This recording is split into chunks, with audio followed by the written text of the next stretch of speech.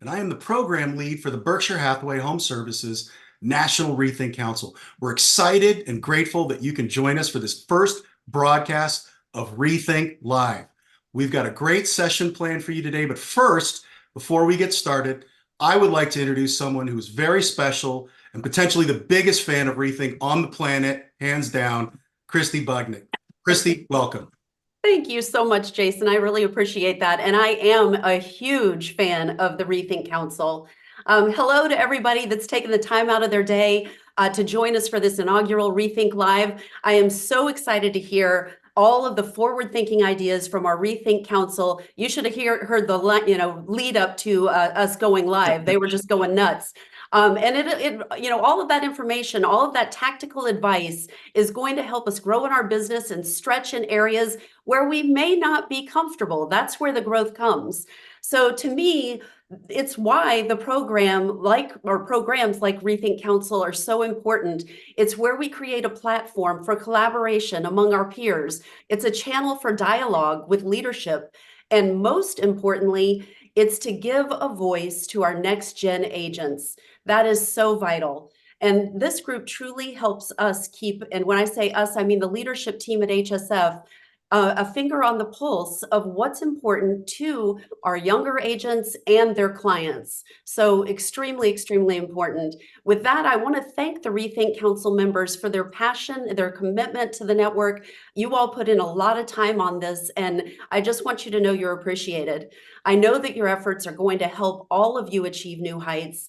And I also hope that your time on the council helps you to create a network outside of your own brokerage. That's really important. And it helps you grow your business beyond your wildest dreams. Get it? Taylor Swift, come on, give me something. So I can't wait to host our awesome REthink Council at my home in May. And I just want to say cheers to everyone. Thank you, thank you, thank you for all you do. And sit back, take lots of notes, everyone, because you're going to learn a lot on today's call. Jason, take it away. Yes, we are. Thank you so much, Christy, for taking the time to be with us today and for your inspiring words. Now, for those of you who are not sure what a mastermind is, it's a gathering of similar production agents with the goal of identifying and sharing best business practices. Facilitating our mastermind, our REthink field advisors today are Vince Lacey, CEO of Berkshire Hathaway Home Services, Ambassador Real Estate in Omaha, Nebraska, and Vic Quiros, Managing Partner with Berkshire Hathaway Home Services California Properties, located in Los Angeles, California. So without further ado, I welcome Vince and Vic and hand the broadcast over to you, Vince. Thank you, Jason. Christy, glad to have you here and kicking us off. We appreciate your support always. Vic and I are extremely excited to have our REthink Council members do this first REthink Mastermind Live here with you guys. And so I hope that everybody learns something. You get some great takeaways from this. We're going to have 3 subject matters. I'll be covering mindset and motivation in our first question. I'll also be covering later buyer's value proposition. So often we talk about seller values that we give to them. We need to focus on buyers and what's the value that we're doing to differentiate ourselves there. And then Vic's going to talk about AI. We know AI the last year has been something that's just busted on the market and something we need to understand. How do we use that in our business to do things? Because of the time and the number of people we have on here today, we're really not going to allow the audience to ask questions because we think we're going to have enough robust subject matter here that we're going to ask you to hold back on the questions. If you want to put things in the chat, that's good, and maybe we can look at those and answer some of those as we're doing that. But without further ado, what I'd like to do is have each one of our council members please introduce themselves, the market that they service, and we're excited to have you. So with that, Alexandra, if you could start us off, please. Hey everyone, I'm Alexandra French with Berkshire Hathaway Home Services Georgia Properties, located in Atlanta, Georgia. Hi everyone, I'm Jake Garay from Berkshire Hathaway Home Services Hudson Valley Properties here in Hudson Valley, New York. We are Joe and Letty Torres with Berkshire Hathaway Home Services, Central Washington Real Estate, and we serve the Tri-Cities, Washington area. Hi everyone, Maxwell Stevens here with Berkshire Hathaway Home Services Pocono Real Estate, and I'm in northeastern Pennsylvania.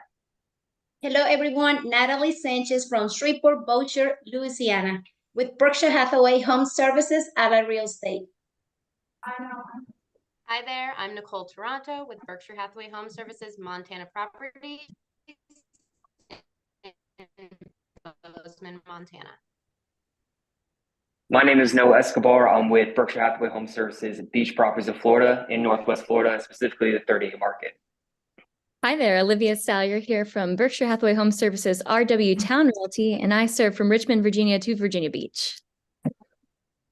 Hi, everyone. I'm Stina Taylor from Berkshire Hathaway Home Services Indiana Realty, with my marketplace being Indianapolis. Welcome. Hi, I am Sarah Roberts with Berkshire Hathaway Home Services Jacqueline Real Estate, and I serve the Coeur d'Alene, Idaho, and Spokane, Washington markets. Hi, everyone. I'm Sarah Rothstein with Berkshire Hathaway Home Services Florida Network Realty, and I service Jacksonville, Florida. Hey, everybody. Nico Marasco with Berkshire Hathaway Home Services Ambassador Real Estate in Omaha, Nebraska. Hello, everybody. Julie Colleen with Berkshire Hathaway Home Services Select Properties in St. Louis, Missouri.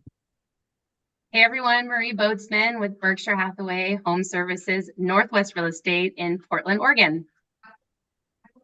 Hi there, I'm Chelsea Link with Berkshire Hathaway Home Services Midwest Realty in Sioux Falls, South Dakota. That is our council members. So with that, we're going to dive into our first subject matter, which is mindset and motivation. And I would tell you, I think this is really an important subject matter. As we went through COVID here over the last couple of years, we are seeing study after study showing that 50+% of Americans suffer from depression, anxiety, and other things. So to be productive, happy, and move forward in life, you've got to figure out, what is the mindset I need? How do I become positive? And what are those things I need to do so I don't have that depression, anxiety? And when I start getting in a dump, how do I get out of those things? So with it, I'm going to dive in and have Maxwell kind of start us off. Maxwell, what are you doing to make sure that you have the right mindset, that you have that positive attitude? And when things go wrong, how do you make sure you don't get in a funk? Thanks, Vince. So really, my number one priority is radical self-care. One of my all-time favorites, the GOAT, Gino Blafari, has affirmed this every single time I've heard him speak. He always says, work harder on yourself than you do your own business. And so I realized that as long as I'm taking care of myself, I know that my real estate practice and all around life is going to thrive. So I can feel good no matter what's going on around me, whether it's a slow market or if I'm crazy busy. This allows me to always be in abundant thinking, even so if I'm slow, abundant thinking, and handle things really peacefully and gracefully. So the main thing for me is I need to make sure I'm eating right, sleeping, and moving my body in some kind of way. And then I wrote down a couple things that you guys can do listening right this minute that change the trajectory of how I look at just life and staying positive. So number one is vision boarding. Right when I open my eyes, I go right to my vision board on my phone. And it's called the My Vision app. It's very cool. I actually created for this event my own Forever Agent affirmations. So if anybody wants them, I can email them over to you. So vision boarding is really important to me. Gets my mindset right from the beginning of the day. Then a gratitude list. What am I grateful for today? This is detrimental for me because gratitude and self-pity can't live simultaneously.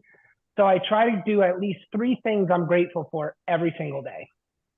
And then meditation. I'm really bad at this, but I use the Calm app and it's free.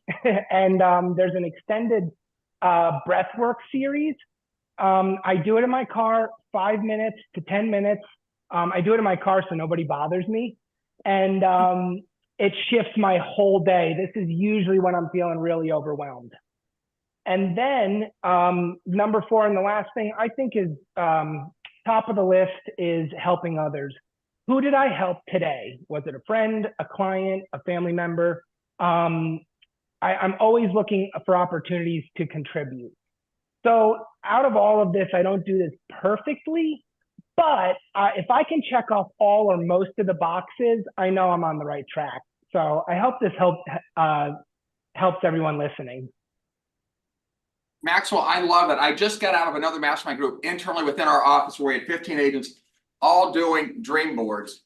And I will tell you, there is scientific proof behind that. where you have a dream board or a vision board, put it in a place you can see it daily. And you're going to be more tempted and driven to do the things you need to do to accomplish those goals that you have, to do the things that you want, you know, with your family and friends and stuff like that. So it helps you have that work-life balance and understand what's really important to you.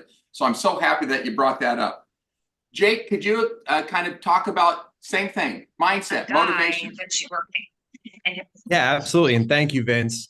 So for me, I want to echo kind of what Maxwell said to begin and say that I agree. A lot of agents in this business, we focus on investing in our business and marketing and everything else, when in really the best return on your investment is on yourself. So by improving your skill set, improving your mindset, I've always found that motivation and the people who are the most motivated are also the most skilled. They have that motivation because they know they can go out and achieve their goals. They know they can go out and get business.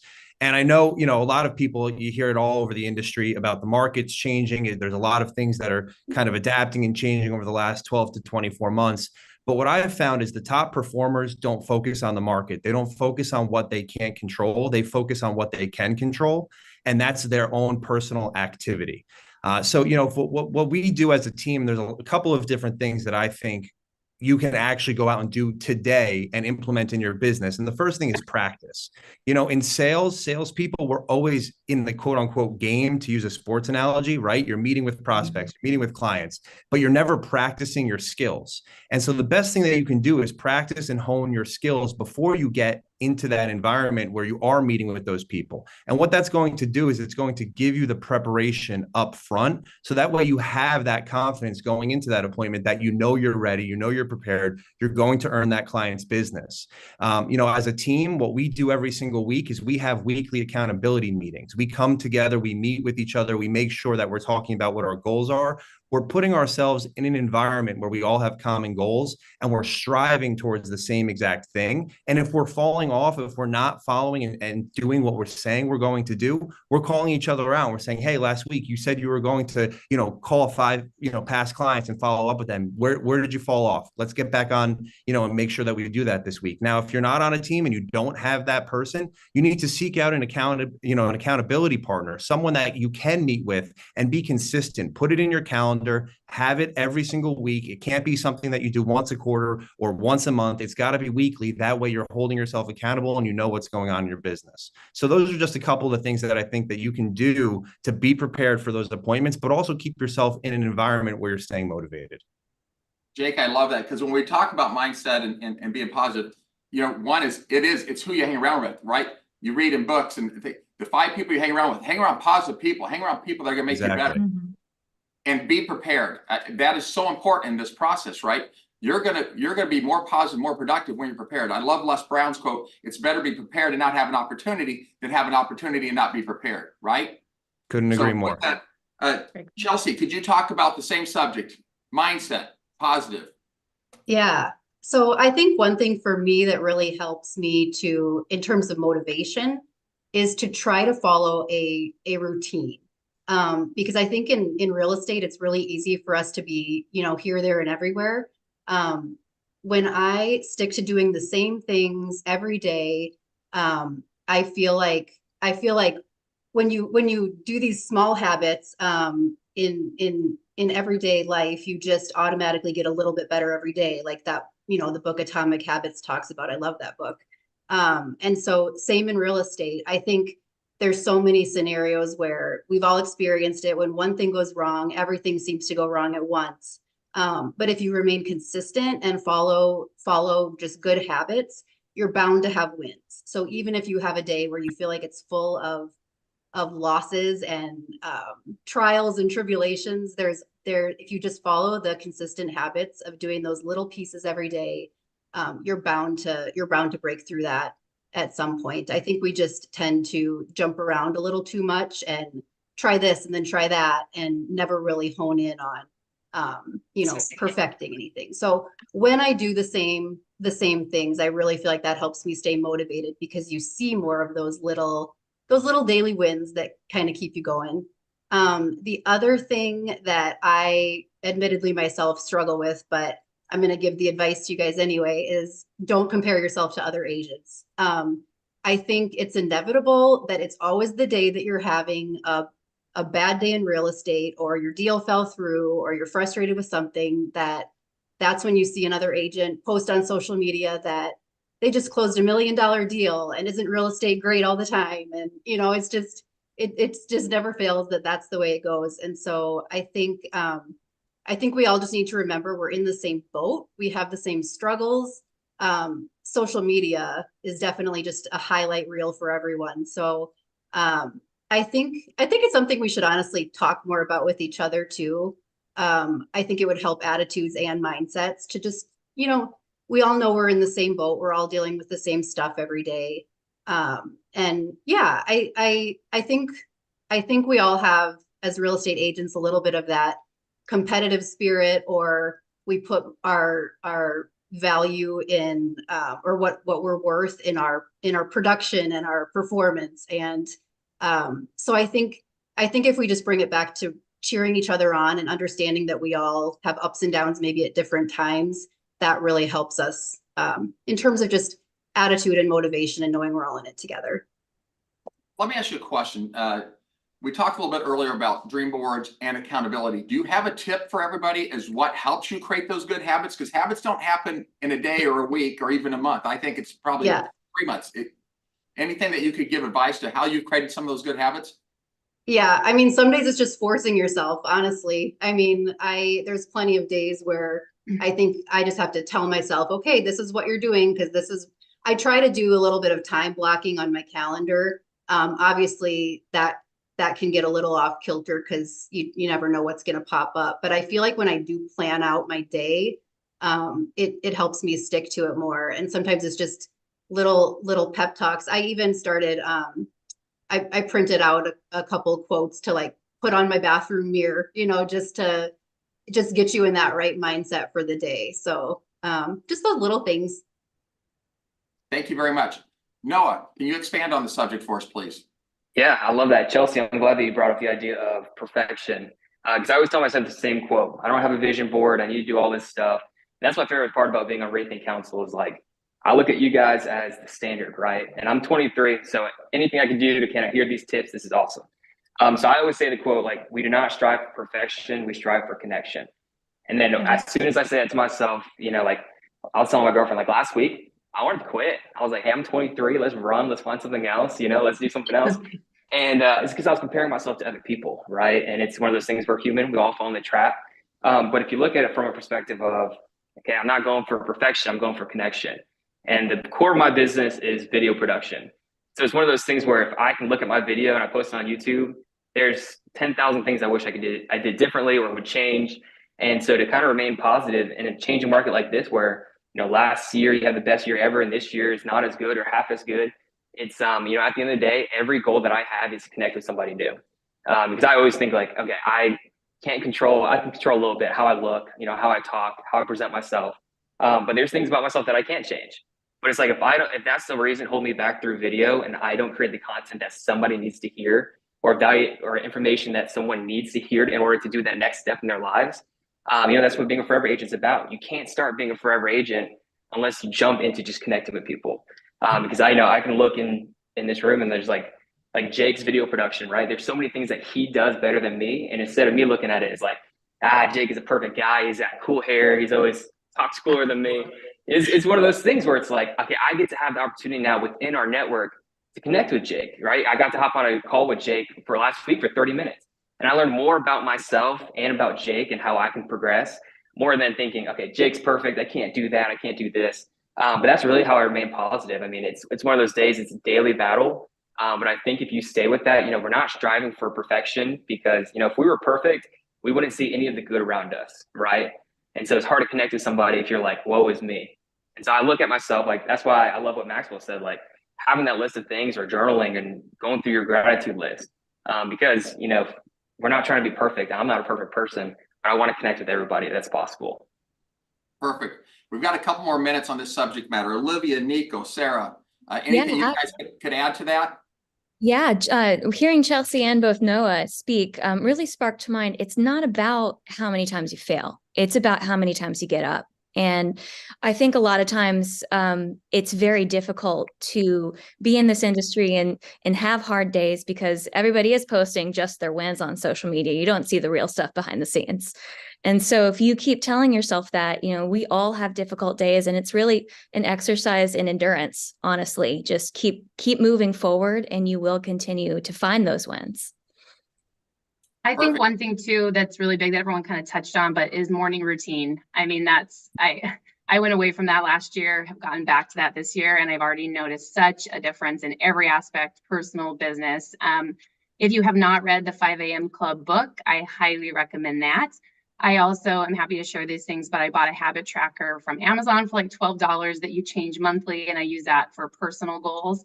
I have a habit tracker for work activities that I use on a daily basis that tracks everything from literally how many social media stories my goal is a day to how many new people I've talked to, listing appointments, buyer appointments. I mean, it's really detailed, and I did that in 2020 consistently. It was the best year for business personal I've ever had. So I got back to doing that again this year. But again, 5 a.m. Club, amazing book. And I think it's just really insightful to spending that first hour of your day or whatever works for you, but in gratitude, in creative work, and then of course, working out. I think, doing something active and physical, we all need for our mindset. So it's a great book. Nico, anything you can add to wrap us up on the subject matter? Yeah, I mean, those are a lot of great topics. I guess the couple things that I do to help keep a good positive mindset, I'm a big numbers guy, so I always like having my numbers in front of me. So we break down like our monthly goals. They're on our desk. So I see them every day. Every year, first day of the year, I write myself a check and I tape it on my bathroom mirror. So I see my annual income, what I want it to be. So I look at that every single morning when I get up and I'm getting ready. And like for me, motivation really comes from just I know you don't really necessarily like this answer, but having big bills. I mean, because then you kind of put yourself in a position where you don't have the option to, slack off or not, and not necessarily buying frivolous things, but just constantly taking, funds and investing them in other businesses and other opportunities. So you just got to keep the machine going, and there's only one person that's going to do it, and it's you. So you got to figure it the hell out. Nico's in my office. I know Nico well. I know Nico's dad, and his broker always told him, go buy a new car, go buy a bigger house that you can't afford, and it's going to force you to be motivated to work hard. So Exactly. not positive, it's always advice I would give to everybody, but it does work for some. I love these young kids. So guys, thank you so very much for that. I wish we had more time because there's a lot of information I think we could expand upon and even take another level. But with that, Vic, I'm going to hand that over to you, and let's dive into AI. All right. Thanks, Vince. And thanks for all those good statements there and mindset routines. I'm really excited about this mastermind group because a lot of times the only people who get to hear this chat, right, the back and forth, is us in the room with the REthink Council. So having, hundreds of people on live right now, it's fantastic. And we want to talk a little bit about AI. So let's talk about where tech is right now. So going back 75 years, we had these, military grade computers, right? Then we had personal computers. I know some of you guys are not old enough to remember MS-DOS, right? But that's in the 80s, right? So fast forward, we now have internet, right? In the 90s, and then we jumped to smartphones in the early 2000s, and then now we have the Internet of Things where your refrigerator can tell you how cold it is outside or read your text messages off. But the biggest thing to hit us, not just in the real estate industry, but in tech overall, is artificial intelligence, okay? So what I want to talk about for a moment, understanding that ChatGPT is less than 2 years old. Joe and Letty, what are you guys doing right now in your business to integrate artificial intelligence? And are you using it for, maybe customer automation, lead generation, marketing, or some other transaction tasks that you might be able to incorporate into your business? So we love talking about AI because we've been utilizing it really for the past year or so, like really, really heavily. AI can be used in so many different ways to supercharge your business and make it more efficient. We specifically have been diving into ChatGPT, and some of the ways that we've been using it is getting ideas for social media content, assisting with listing descriptions, even managing our goals and our workflow. We also occasionally use it for communications via email or text if we're having a hard time putting something together, maybe we need to be a little softer in the messaging. We'll get some ideas from ChatGPT. We also use it to help to get some help creating scripts, for example, for calling FSBOs or withdrawals or expired listings. This year, we started using it to help us with personal development even. I know it sounds kind of crazy, but asking it things like getting suggestions on how to strengthen our skills in certain areas, or even what books we should be reading in order to educate ourselves in certain areas. And last but not least, we recently started using it for document management as well. Yeah, so using ChatGPT to make it work for you, you have to be very clear for the prompts that you're going to give it. They're very important. You want to be as specific as you can. You want to use punctuation, separate your thoughts. And Hey, Joe, some of the people out there may not know what prompts are. Could you give them an explanation briefly of what an AI prompt would be? An AI prompt, you want to give an example?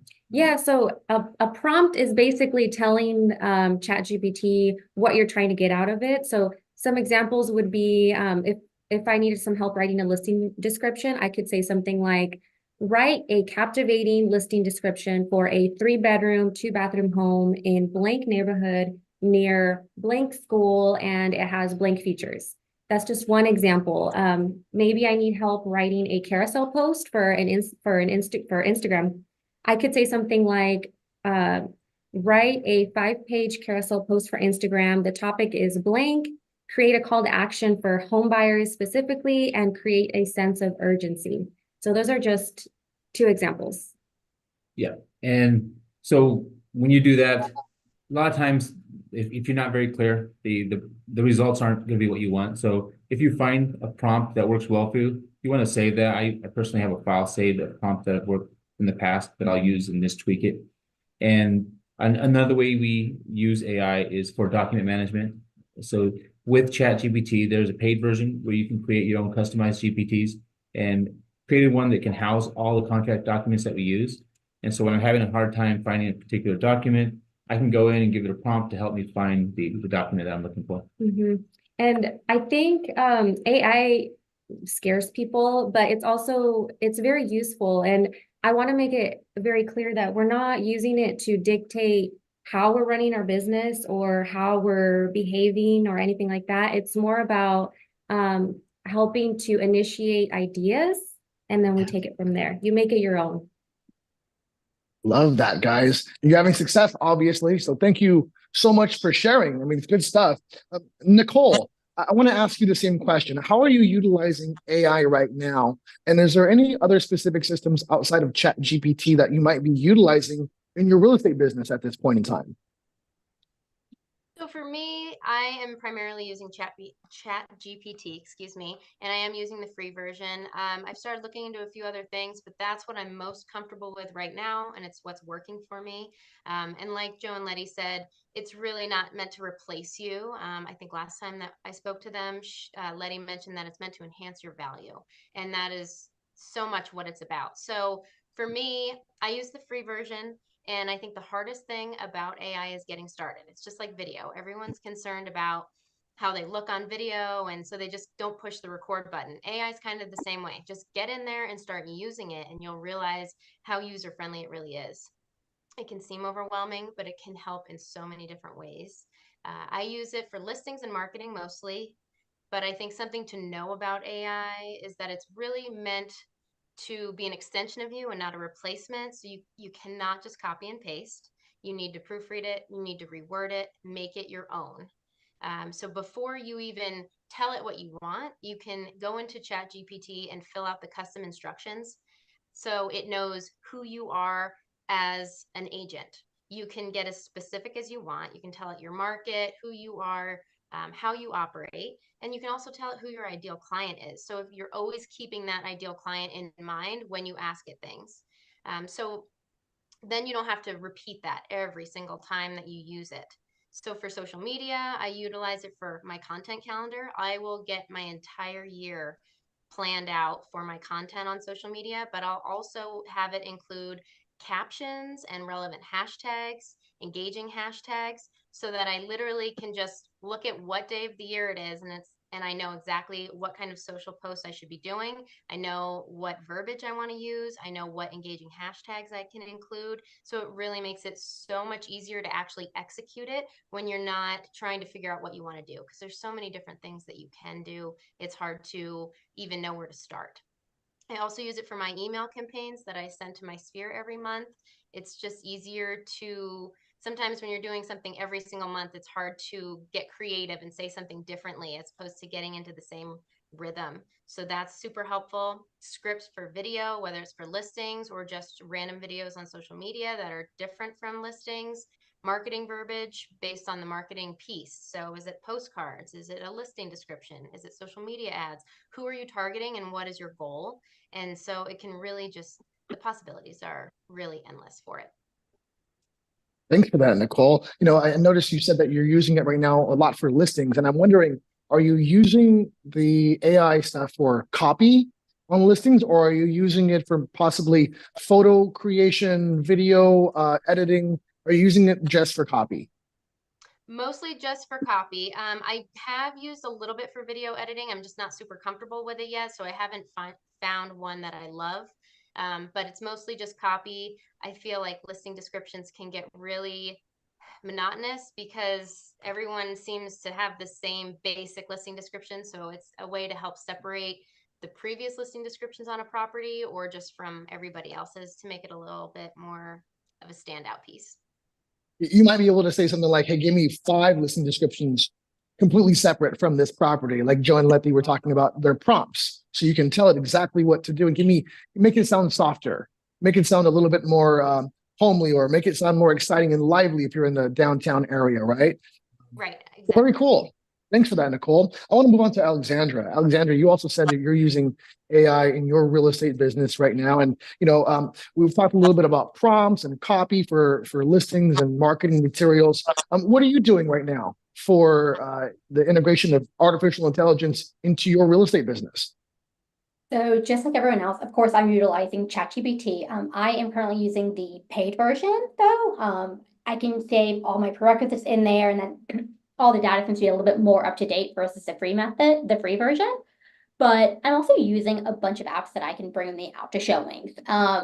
So renovation AI, I can go into a house that doesn't have like a renovated kitchen, and my clients may not necessarily be able to see what that's going to look like. They don't have the vision to be able to just like on the spot snap a picture of it and be like, okay, this is what this kitchen will look like, with the cabinets painted white or modern or opening up the wall.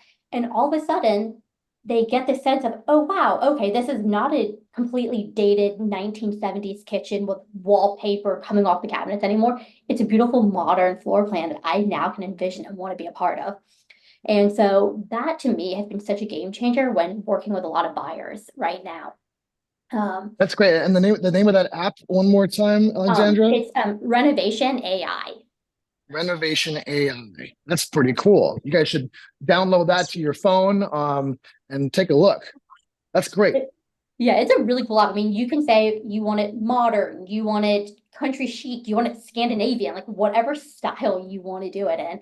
And then you can get, depending on like which level paid version you use, you can get very granular. Then you can say, okay, renovate the bathroom, but I want you to use a Carrera marble countertop with the white shaker cabinets, and that's what it's going to spit out. How long does that transition take? When you say to Renovation AI, redo this kitchen, I want green cabinets, I want gold hardware, and I want white and gray marble countertop. How long is the turnaround? Is it in seconds, or is it something they email to you later? 30-ish seconds. So That's the more time you almost put in, the instant. longer it takes. But if I was like, just, hey, modernize it, it's going to spit it out 15, 30 seconds. That's awesome. Awesome. Keep telling us what else you're doing, Alexandra. So kind of along the same lines, so virtual renovation, virtual staging. Right now, when things are selling a little bit quicker, we could get away without having to physically stage the properties. But no longer are we having to go to Box Brownie and wait, 2-3 business days for them to do it. Yeah. I can go ahead and do my virtual staging, and I can have that back within minutes, maybe within an hour or two. And it's That's great. Which is really That's great. everything up. Oh, you're bringing the heat. What else are you doing, Alexandra? What else you got going on? Everybody's listening and writing these apps down because everybody's going to download these today and try them. Captions. A lot of people think about captions just for videos. You can use it for teleprompter, but what's really cool, if you're nervous on video and you don't know what you're necessarily thinking about and you're reading your script and your eyes are down, you can use it, like it'll take a picture of your eyes and you can have your eyes looking out at the camera. Huh. Is that okay? So the app captions changes the pixels on people's on the screen for what they see. So you're not looking down, you're looking at them, like eye contact when you're making these videos. Is that what I'm hearing? Correct. Wow. And so like captions in itself just has so many different AI features in it. I mean, whether it's from the way that your eyes are looking or adding in like the teleprompter prompts on it, or, you know, the words on the bottom, or adding in the images that a lot of times you'll see on Reels as well.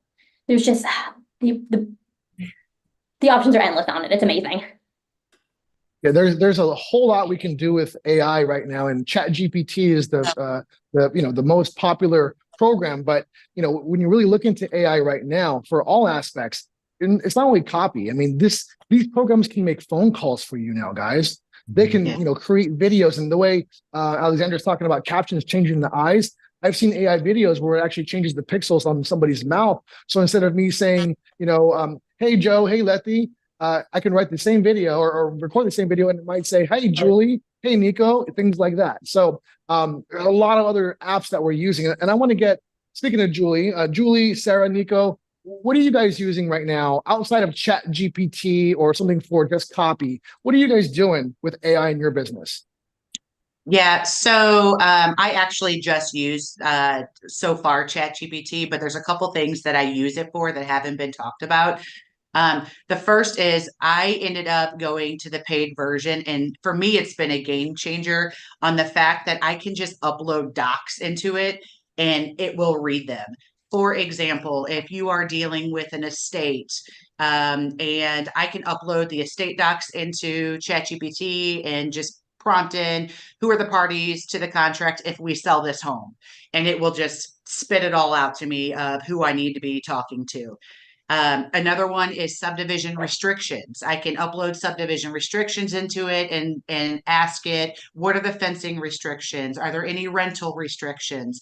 And it'll just spit it right back out to me.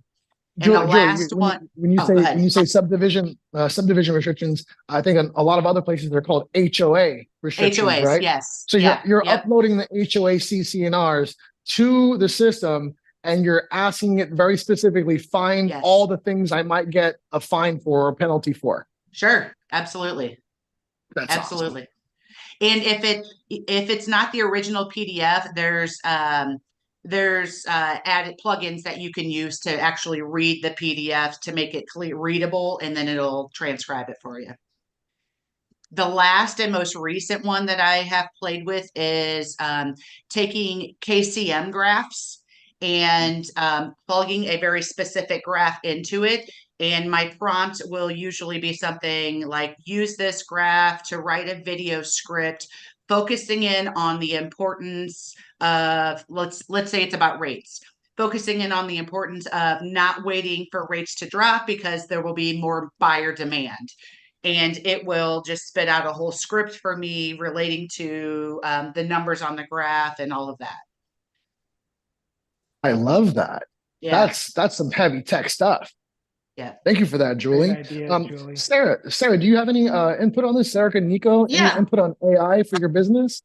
Yeah, I was just going to say I'm using ChatGPT also a lot. And one of the ways I'm just kind of using it as my friend and to make my life easier kind of as a virtual assistant.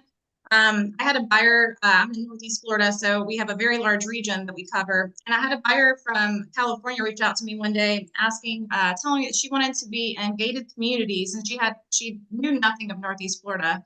But she wanted me to send her information on communities that offered a lot of amenities like pickleball and tennis and golf. And she wanted a gated community with an active lifestyle. So I went to ChatGPT. I was really busy and I didn't have a lot of time to spend on this. So I went to ChatGPT and I typed in, I just told it, I said, give me a list of all the gated communities that have amenities in Northeast Florida.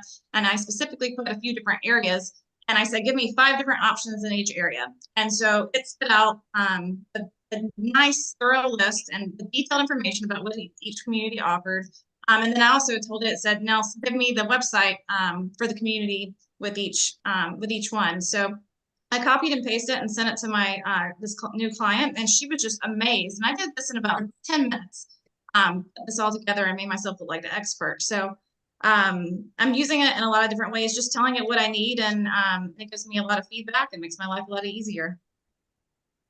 That's good stuff too. Man, you sound like a superhero there. Now I want to ask anybody else from their National Rethink Council. We talked about, Chat GPT. Some people are typing in the chat box about Bard and other things from other companies. There's a lot of great AI systems and tools out there. Just real quick, rapid fire before we move on to the next topic. Anybody from the National Rethink Council, is there an AI app that you'd recommend our viewers to download and play with right now? Give us your top apps. Open to anybody on the National Rethink Council. So if anybody does a lot of video production, there's a website. It's alright.ai. And what it will do is it will take your videos and turn them into blog posts. So if you do a lot of video, my business, similar to Noah's, is heavy on video production. Great to take those videos, transcribe them, but not just transcribe them, but actually then take it, format it into an actual well-written blog. That's great for website, great for SEO, and that type of stuff. Oh, that's great, Jake. Yeah, and you're heavy on video. So you're doing the video first, and this allowing you to save the time, just translating and transcribing and putting it out there. And then you send that out, maybe your blog post or maybe an e-card through Resource Center or something like that, right? Exactly. That's great. Is anybody else I also superb apps? Yes. Hi, and Natalie. I also would like to share that ChatGPT would translate to Spanish if there are some agents that speak Spanish in our industry and don't know this. Sometimes we get this big home inspection or paperwork that we would like to explain to our clients, and it does a perfect translation. Well, that's great. That's great.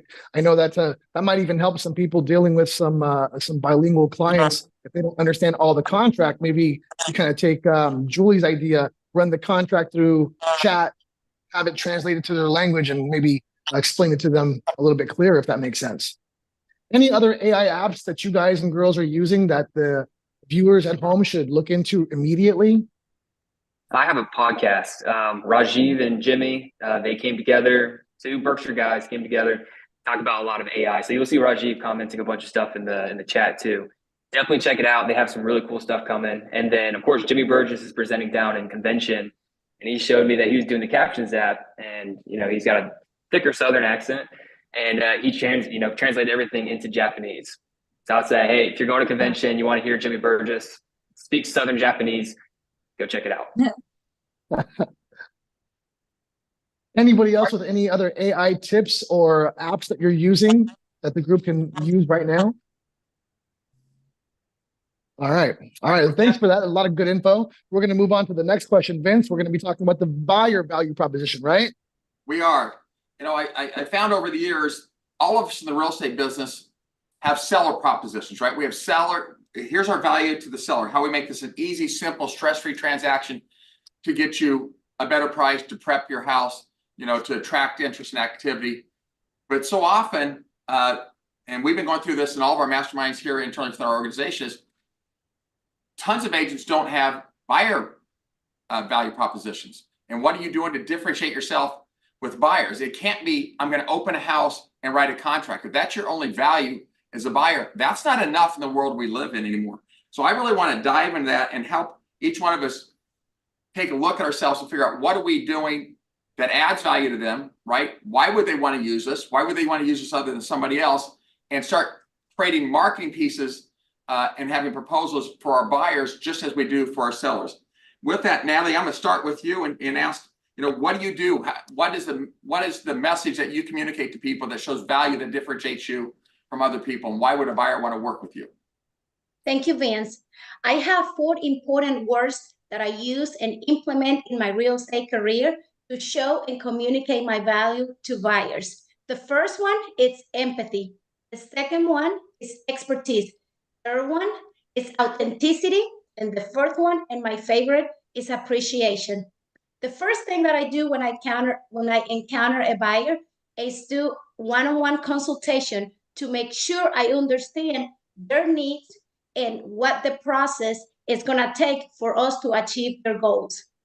Once I find out whether they're buying cash, using a mortgage company, or simply looking to purchase property as an investment, I share my personal experience.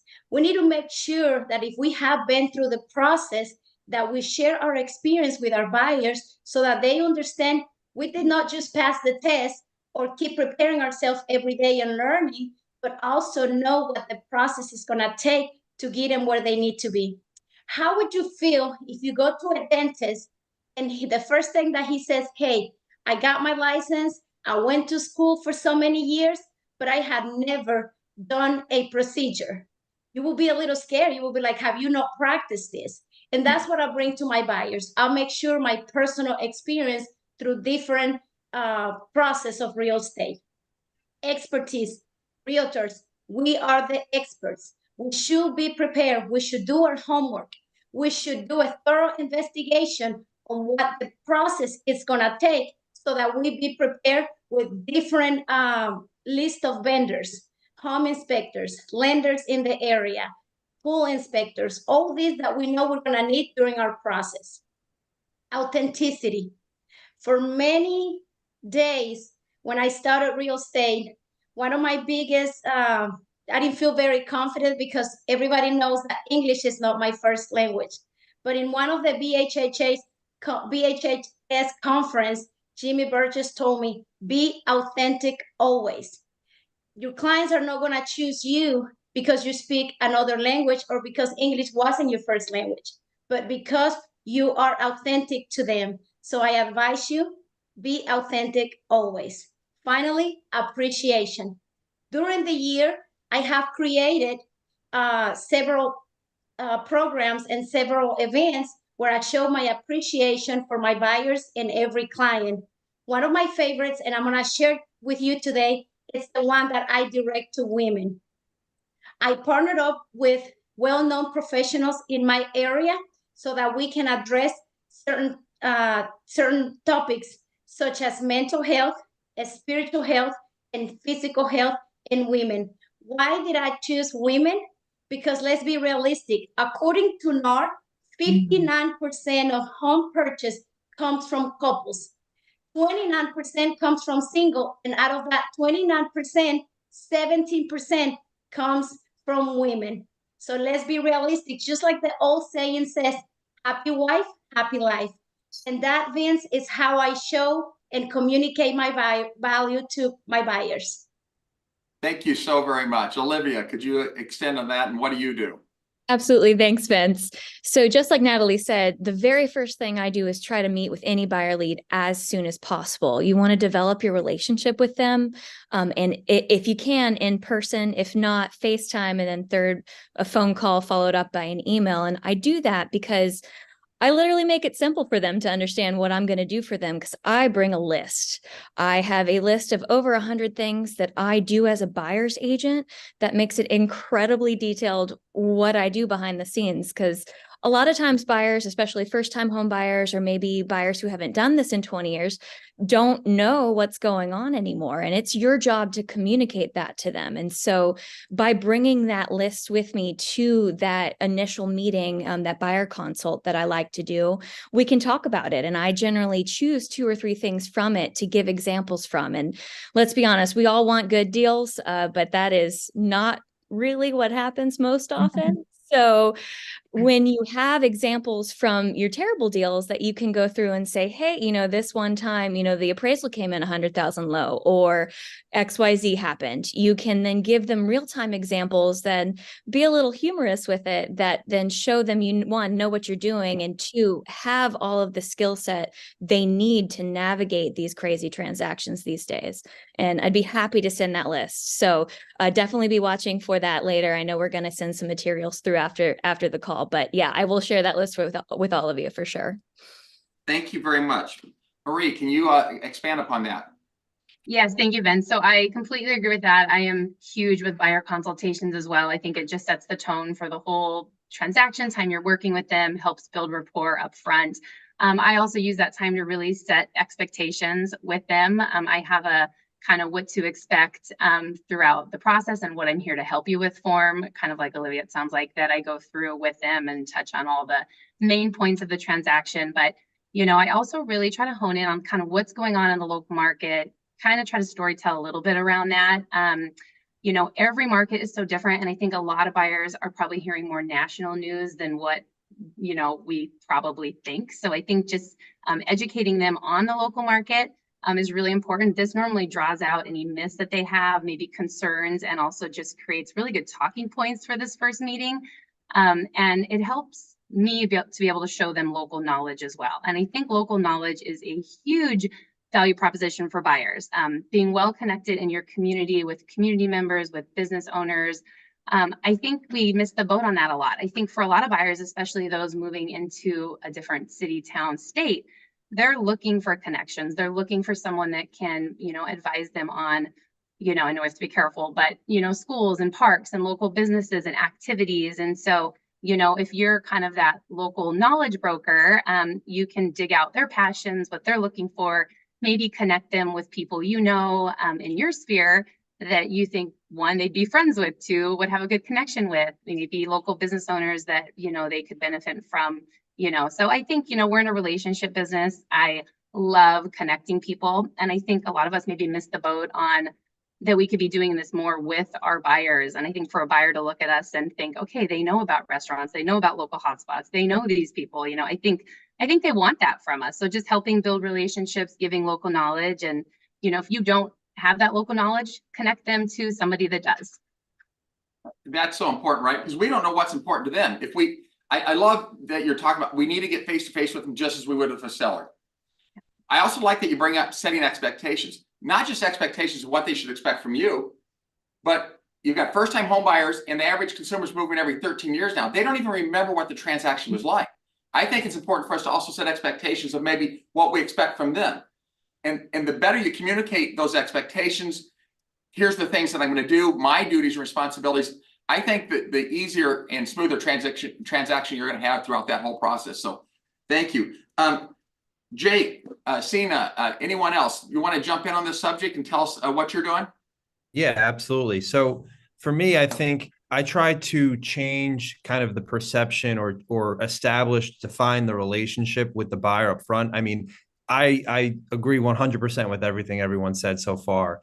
What I look at is being with my clients, with my buyer clients, and telling them we're not salespeople. I'm here to be your advisor, similar to an attorney or an accountant. That's how I want you to look at, you know, our relationship. So if you buy a home, I want to be involved in, you know, prepping that home for the sale, or going in if you're renting, putting you on that path to home ownership over the next 2 to 3 years. I want to advise you and your family on every real estate related transaction. I've had clients buy homes overseas and call to get my opinion because it's about being that advisor, that trusted person that you reach out to for anything that's real estate related. I also rely heavily on tools. I think creating tools and showing up to that first appointment with as much information, kind of leave behinds that you can. We've built out home buyer guides that take you A through Z throughout the entire process, what to expect. We have community guides and lifestyle guides that give all of that relevant information right there. So if you're looking in 2 or 3 different towns, we have those community guides to give you right there. So you have all of that information. We also do a lot of investor work. So we've actually built out a full suite of investor tools, how you can analyze deals. And we do investor events to bring, you know, people together for collaboration. So all of those different things, we're just trying to give as much value as we possibly can and just build that relationship so they do view us as that trusted professional, that trusted advisor. Jake, I think that's so important because the truth is, as an industry, we got to do a better job of making ourselves look more professional, right? We need to continue to change our image to be more professional, more value added, and we do that. So I think that takes us to that point. Nico, Julie, Sarah, anybody else want to extend upon the subject matter a little bit?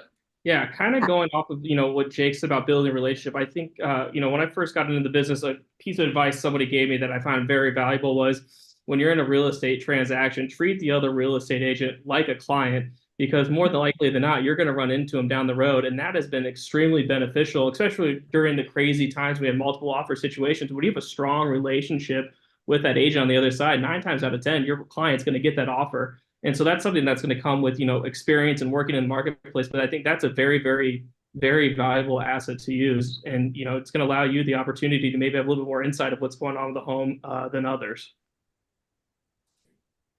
Hey guys, I have a question for those. I'm sorry, I was going to ask a question real quick. How many of you guys right now, in regards to buyer value propositions, are having your buyers sign a buyer broker agreement guaranteeing they're going to work with you and not some other agent who they meet in an open house? Yeah. And that's going to become, Vic, I think, much more common, right, as we continue to move down this path. And that's why should we have value propositions for buyers just as we do sellers? That's one of the reasons. Why would they sign something if you don't have value? Sienna, could you expand upon this subject? Yeah, I was just going to say my team, I have a team of 7, and we actually just made our buyer value proposition sheet today. With everything that's going on in our industry, we just wanted to make sure that we had clear outlines for our buyers to see what we're going to provide with expertise and inside knowledge and just contractors and information. And looking at that task, I felt a little overwhelmed just putting it all in words. And we actually put into ChatGPT yesterday, I put buyer agent value proposition, and it came up with a great base that we built off of. So it's just combining those last 2 topics that we just discussed about with the AI or ChatGPT and then buyer value proposition. And then we created that, and then we will put that in our buyer folders. So all of my agents and I, we have buyer consultations, and it is mandatory that we do that. We get a lot of people relocating to Indianapolis area from other states. And I always stress that different states have different, ways of real estate. And we need to make sure that our buyers understand the ways here in the Indianapolis area, like inspections and no attorneys and stuff like that. But the consultation, we will provide that buyer value proposition sheet now, along with our steps of the process to our clients. And the goal is to be a forever agent. And we did use that term a couple times in our buyer value proposition sheet about being forever agents and everything. Thank you very much. I saw a question pop up here on the chat. What time should we ask for that agreement? I would say in the early stages, depending on your relationship. If you've got a relationship with someone that's part of your sphere, I would say the first time you go out. If it's someone you met online lead gen or an open house, maybe get to know them a little bit better, but pretty early in the process would be my opinion. We're almost out of time. Anybody have anything to expand upon on this subject matter? One thing that really idea. Go ahead, Noah. Go ahead. Go on, Vic. Thanks, man. One of the things I've been really working on is community videos, because at the end of the day, like the clients that I work with my average price point being 2.3, my clients want to maximize their time and enjoy their time on vacation. So I'll give Maria her flowers too. Like, she does a great job of coming up with community ideas and putting videos out there, so that when someone watches it, like in both of our cases, when they watch it, they're like, hey, we already saw your video on this. We don't need to see that. Let's really focus on this. And that led my lead conversion. I think when I started looking at my YouTube videos, it's about 12 days from when I first meet the lead, when the lead comes in, to when they're under contract. And I want that all day. And the community videos have been a great feature. And then the infrastructure updates that I do, in which I focus on 3 or 4 new developments coming, that's what allows me to build trust at the end of the day. So when the buyers call and to come to 30A, they're ready to go. And I think that's a great little switch that people can start doing, is adding the video content. Thank you, I think Vic. we need a whole nother hour on video, but thank you, Noah. And you are amazing. Video is something we need to be embracing. If we're not, that's a subject we will cover in the future. Vic, you had something. Oh yeah, I was just going to piggyback off of what Sina was saying, how she makes it a mandatory requirement for everybody on her team to do a full buyer consultation, explaining the value. And then Sina, I'm thinking that at the end of that buyer consultation, you're pressing for a signature and a commitment from that buyer. Is that right? Yes, we have that buyer exclusive agency ready to go there, especially since we just explained how we are providing value to the buyer. So here you go. This is why we're signing this commission agreement or whatever the term is, and getting it signed. Yes. Yeah, that makes a lot of sense, because nowadays with the new landscape, right, we have to treat our buyer presentation very similar to how you would a listing presentation. And not a lot of agents and brokers around the country are used to that yet, but you're going to have to get used to it. So kudos to you. that buyer consultation is very much in not only them interviewing you, but you interviewing them. I mean, Exactly. and especially in this market, if they are just unreal expectations, you know, your time is worth more than that. So you can't go and spend time with the buyer without having that initial consultation, because you will waste so much time, and time is money. Guys, I hate to do this, but we are out of time. I want to thank all of the REthink Council members. I want to thank all the participants. Our next REthink Live is set for June 11th. Please mark your calendars for that. June 11th will be the next time we're going to do this. We're going to bring video. We're going to bring a lot of subject matter to you that hopefully will be relevant to you. That'll help you guys continue to learn and grow and improve in the process. So thank you to every one of you for preparing, taking time to share valuable information. I love the sharing of apps that people can go look at to expand their business, to grow from. Hopefully everybody came out of this with an idea or two that they can incorporate in their business to make them better. Thank you guys very much. Have a wonderful rest of your week. Take care. Go Chiefs. Go Chiefs.